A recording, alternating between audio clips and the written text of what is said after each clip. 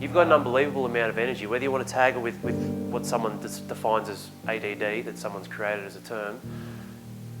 The byproducts that may include what you say you have. Awesome, great. But you've got a lot of energy, which means it can go the other way with something like stress, feeding, fueling. Yeah, this is what I want you to do, and this is a good thing for all you to take. Like this, the limiting beliefs, right? I want you to have a look at what you love about your job, why you love it, and then identify the biggest problems in those moving parts that as an organisation, they do not have the solution.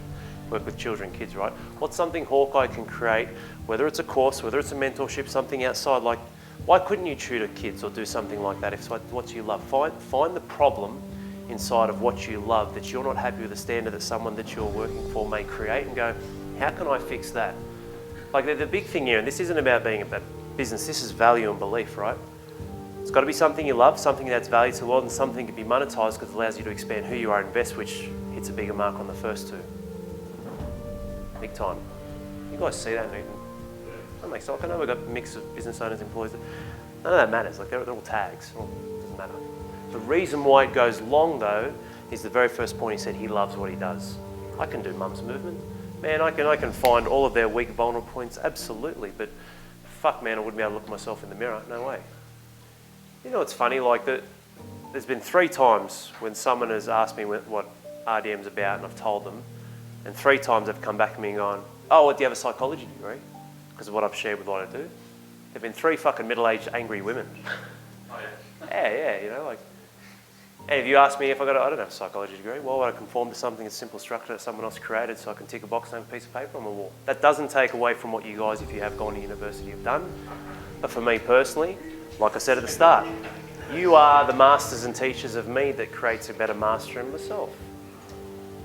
Unless I'm wrong, can someone tell me like what you would learn in a book that you would trump what you're going through right here and now with real people, men in their lives? Of course, there's technical components, there's aspects to it, there's things like trades, yeah, of course, absolutely. Like, you know, there are elements where there is a foundation of education that's needed, but the education here is life, man, and fucking runs on the board through being a leader. You got a lot of time, you got a great opportunity there, mate. You really do. Like, and that's something I just created just then by thinking about what you do, what you love, and you really share in the group. You have a lot of value to give there. Awesome. How can I channel the energies of the stress to take away that focus, stand tall for who I am, and make sure bit by bit I'm really leading my own life, which is going to help me handle what might be happening with my wife and my daughter. But I'm actually excelling naturally with a higher vibrancy. Who I am, what I'm doing, because I'm actually investing that extra time, not in going through here and going through, all right, what's this? Awesome, beautiful. You can create some big things, man, especially with the kids. They'll fucking look up to you big time. You need to zoom in, to zoom out, to zoom in. Creating space, slowing down, being present. Same with you, Hawkeye, with you, all of us. Creating space. That gives us the ability to stop, slow down the world and be present. So we can zoom in on a particular area or point of our life and identify focus points, one thing, what we're looking at. Adam's a perfect example, what he spoke about, his personal share. Like that's fucking amazing. Like, and that holds a high level of respect for me. And do you think he can't exponentially get back what he perceived to lost financially if he goes down the track and become what we can become? Absolutely. Fucking given. So when we're looking at this, we see, all right, cool. What can I do to zoom in to look at the key areas of my life that are important to me? And that includes most things outside of you. Isn't it funny when we look at the dichotomy of life? Awesome. That'll let me zoom out again and then see the bigger picture.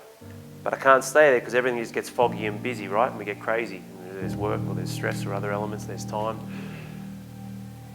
So we need to make sure that whatever we're recognising here ties into whatever bigger picture we have down the track, which then reinforces what is necessary again to zoom in and focus on the next key thing in our life.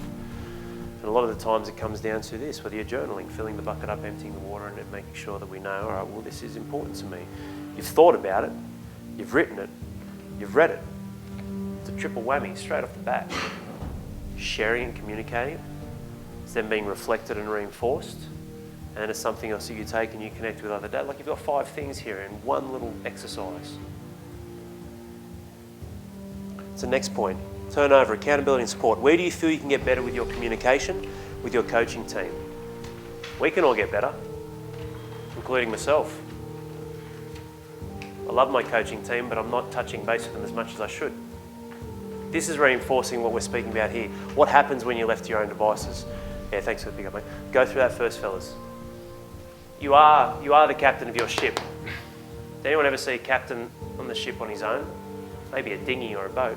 You liked that one, didn't you, mate? You liked when I fuck up. Thanks, man. When you're left to your own devices. So fill that in for a few minutes, fellas. When you're left to your own devices, what can go wrong? What are some things, or even not go wrong, but where do we stagnate? Where do we feel stuck? Where do we feel like we're having a few issues?